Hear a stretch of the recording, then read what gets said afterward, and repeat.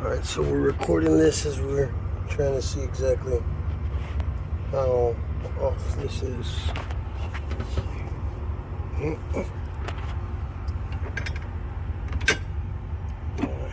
Should be this one. Nope. Right there. Small breaking bar.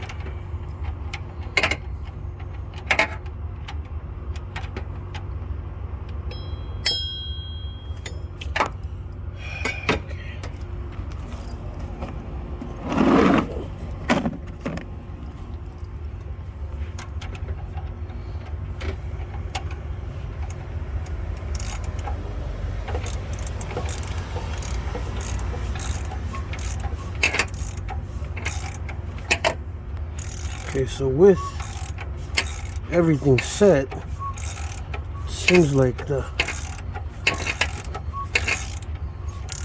okay.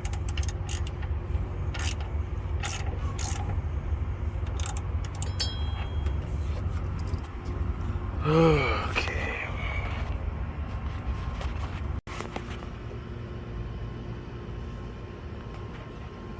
See how off they are? That ain't right. So we gotta fix that.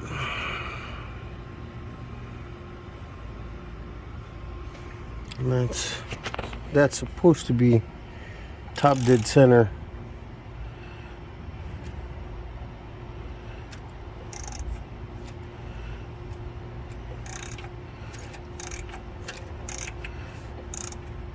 And it hit one of the valves.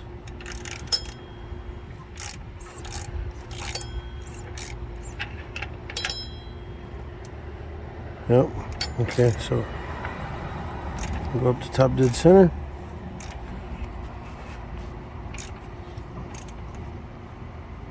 Should be right there, if I'm not mistaken. Make sure, because this is going to be one of those things where this keyway is going to be a little different. Nope, too much. Right there. See how that's at a 90? Right there. Try to line it up with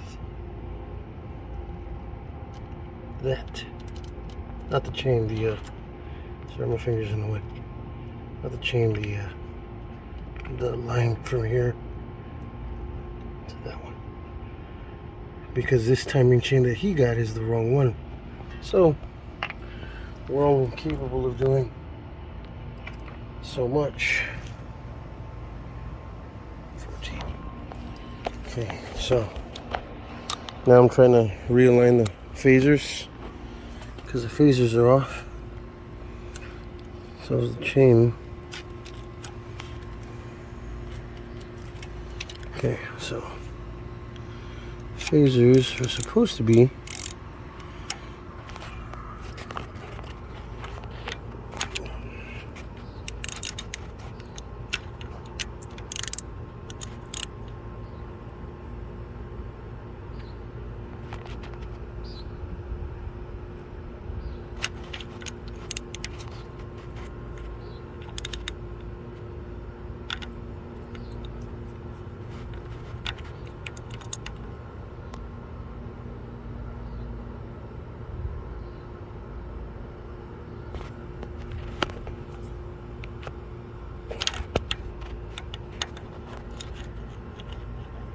says it's supposed to be lined up with that part of the block right there, but I'm not getting anywhere near that. I mean, that's probably about the closest I get. Right about there. That's probably the closest I'm gonna get to that line on the block.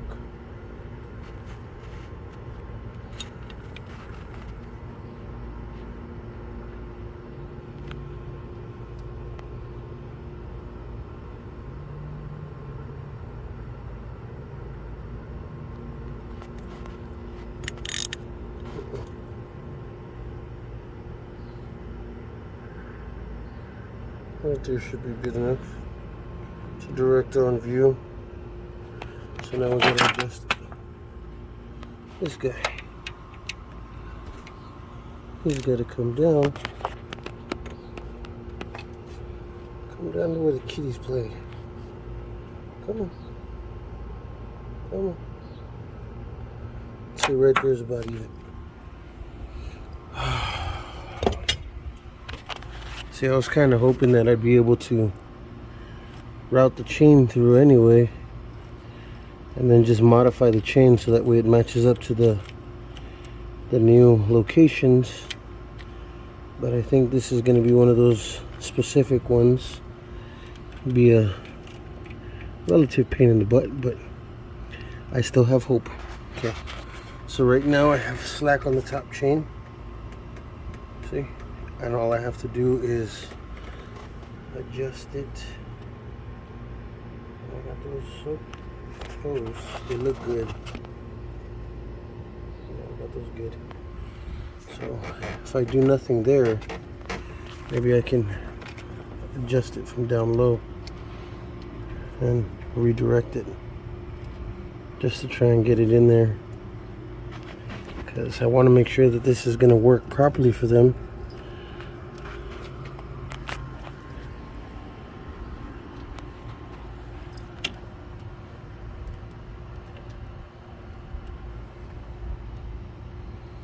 So those two should be good.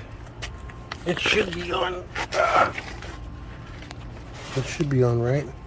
And you see how the chain is, the marker's right there, the indicator on the chain. But look where the location is.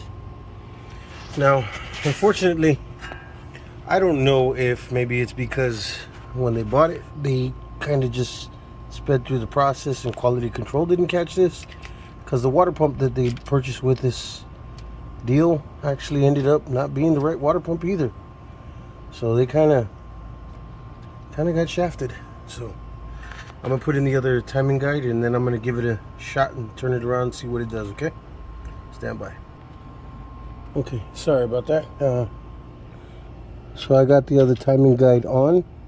It's just a mock test, because basically, so the timing isn't, the point right here doesn't matter, because this is the original sprocket. You didn't buy a new sprocket. So normally there's another one that's down here, and that'll usually line up with this one. So basically this one is 2 over, so it's not that big of a deal. What I'm wondering is if the oil chain slipped as well. The customer didn't want to get the oil chain replaced, so basically it's one of the things where I have to kind of Frankenstein it to try and make it go through. Not in a bad way. I mean, it was running, but it wasn't running the best. That was because of how out of phase the damn phasers were, and the cams at the top. I don't hear any noise on the inside of the engine when I crank it, like when I crank it over by hand, indicating like valves that bent or broke off in the seat and fell into the piston. So far it doesn't seem like that's the issue. Doing what I can to try to, you know, do a test run on it, so to speak.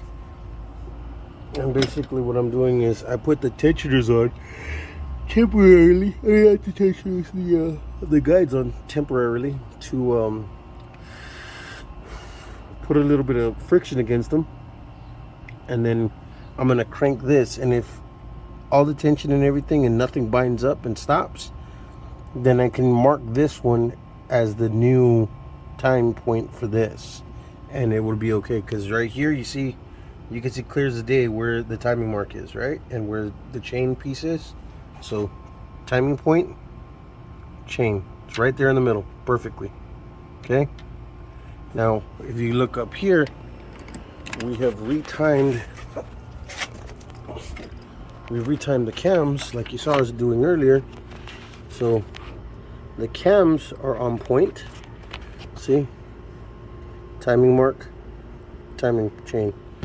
Tension is on the belt. It's not loose because we have everything together. And then right there, that one's off by a little bit. See it? I want to turn that over just enough to get that black mark to line up with that circle. So I'm going to do that real quick. Stand by.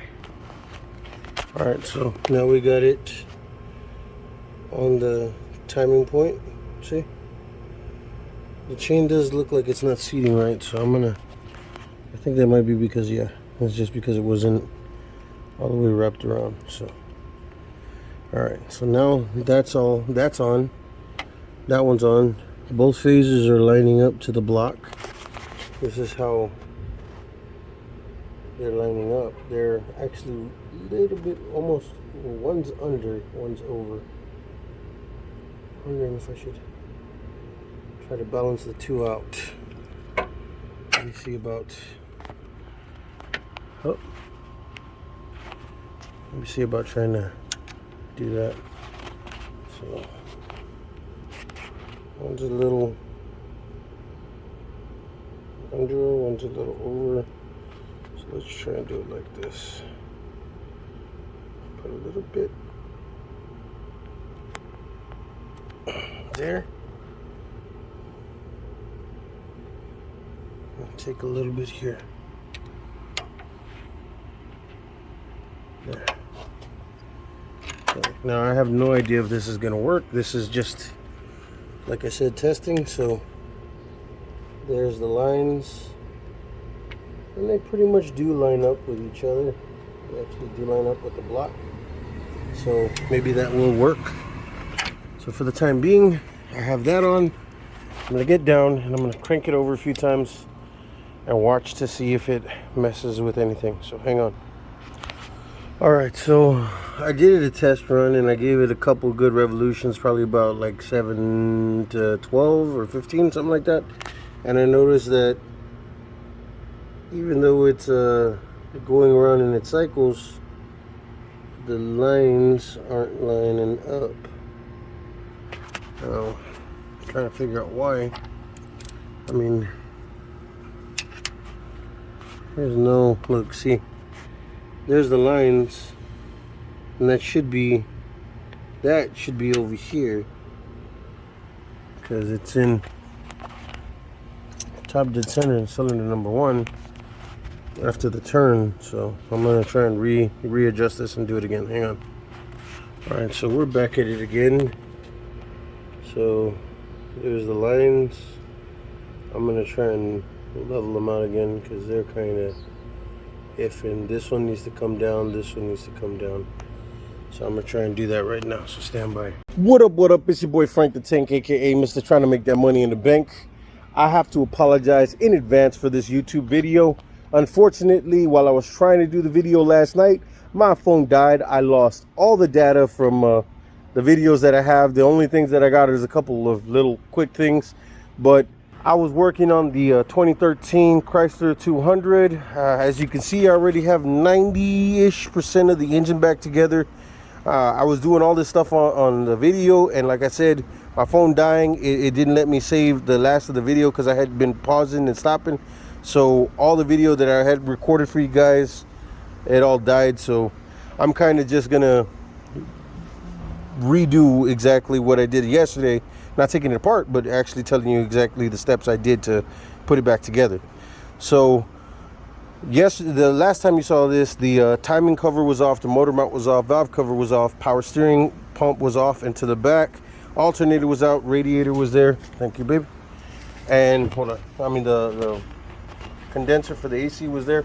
Are the kids asleep? Yeah, right the next to. Huh? The next to. That's right.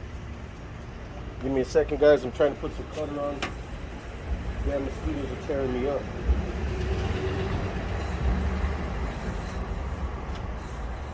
Alright, apologize. Alright. So back at it again, trying to tell y'all exactly what I had to do. The timing chain, I did line them up last night. The timing chain was giving me a little bit of an issue because the timing chain wasn't the exact one for this engine. The customer was like, well, just, go ahead and put it on there, see what you can do. And ultimately, no, I'm fine. And ultimately, the timing marks on the chain aren't as important as they say they are. As long as you have the difference of 15 between the two cams, as long as the cams lined up, the chain can go on any which way. It's just as a guide, those black marks. So before I even pulled the activation pin, I did turn this engine over by hand numerous times. I think about 20 or 30 times by hand, just to make sure that there was no hitting, no nothing, no interference on anything. There was not. Everything was smooth. Everything was easy. I did hear when I put the spark plugs in, I did them one at a time. So I did one, cranked it, felt the compression, felt the release, took it out, put it in the second one, cranked it, compression, release, all the way down, all four. So there's absolutely no interference on anything. It is getting compression, so that's pretty good. So I did start reassembling everything. The alternator went back in to its spot. The AC compressor was bolted back up there in its spot. I did put the timing cover back on by the 12s, the 412s at the top, and then the 2 at the bottom, and then the rest of them were all 10 millimeters. So I got all that bolted back up and put back in place. I did use RTV black gasket, the high oil resistance one, which is best. You have to do it on both the back side of the timing cover that connects to the engine right here. See where the bolt is? And then you also have to do it on the oil pan on the bottom along the oil pathway. So that's all buttoned up, that's all done. I reinstalled the motor mount on the engine itself right there underneath the main. Underneath the main, you see how it's not bolted in? I did bolt it into the block, but I need to actually lift the engine and bolt it into place to where this motor mount is, okay? So once that was done, I had all this stuff done. I put back the power steering pump and bolted it back into place. I also put the coil packs in with the spark plugs in, connected it all up, put the valve cover on. All that's done. Everything is done in sequence. I have done the torque. So unfortunately, I don't have the video to show you all the stuff that I did, the steps that I did. So it's not going to be a real walkthrough. But ultimately, in the first video, the taking apart video, if you do that in reverse order, it's basically what I accomplished doing this. So right now, I'm going to put the motor mount on, I'm going to lift the motor up, put the motor mount on, and then I'm going to put the serpentine belt on, reconnect the connect the power steering reservoir and then the radiator reservoir, refill the reservoir for the radiator up, and we should be good to go after I put the airbox and stuff in that's supposed to be underneath my toolbox. That's all in the trunk. So once that's all said and done, we're going to give it a crank and see how she runs. So stay tuned and we'll get right back with you. All right, I'm back at it again. Hold on, I had to turn on the flash. I did remove the motor mount again because I did have to put the water pump pulley back on. Those are 3 10 millimeter bolts. That was kind of being a pain in the ass, but now I'm going to do the serpentine belt, and then we're going to put the motor mount back in, connect it all together, and get it going. All right, so hang on. All right, it's your boy Frank. I'm back again. My video cut off because I apparently missed a phone call from my mom, so had to get back on that and call her back. She didn't answer, so now I'm back to doing what I'm doing. I will have to try and piece this video with the other video, which I apologize if you watch my videos. I'm not always the smoothest transitioner when it comes down to editing. I'm not this kind of guy. I'm just trying to do some informative stuff to help a lot of people out, because I know a lot of people have these cars. So I did look at the belt routing diagram. So it is going to go around the main crank, around the tensioner pulley, back over to the water pump, and then loop over here to the stationary pulley, come up and around the power steering pulley, then back down to the alternator, and then that should be how it is. So I'm going to do that real quick, and then I'll get right back with you so I can show you the finished product.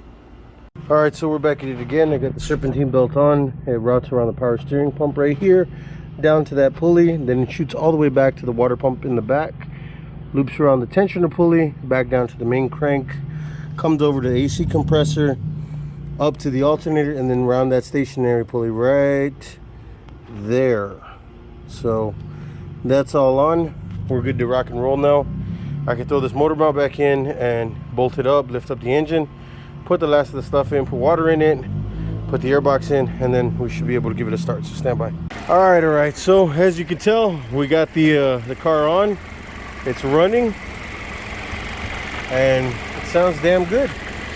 Everything else is working the way it should. So yeah, this one's another one done in the bank by Frank the Tank.